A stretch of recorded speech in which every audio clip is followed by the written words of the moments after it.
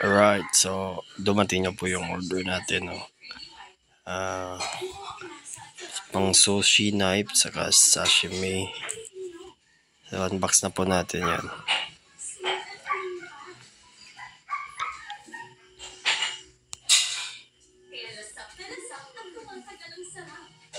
Yan, masyado siyang naka-tape. Ito, kita nyo naman. So, kukumpituhin lang natin to. Tsaka, nakikita nyo naman sa Facebook page ko na magbibenta na tayo ng sushi tsaka sashimi. So, support my local business po. Thanks! Tsaka hindi lang pala sushi tsaka sashimi, meron din tayong mga salads na ganyan.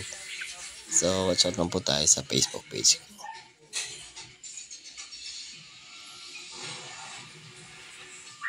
So, yun. Ayan na siya. Yan, basahin nyo.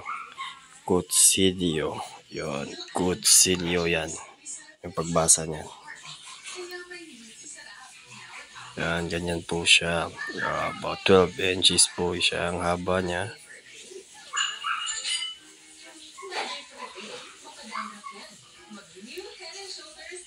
Yan, solid naman siya sa mukha. Na-try ko sa isda, medyo nagkaroon ng bakat. So,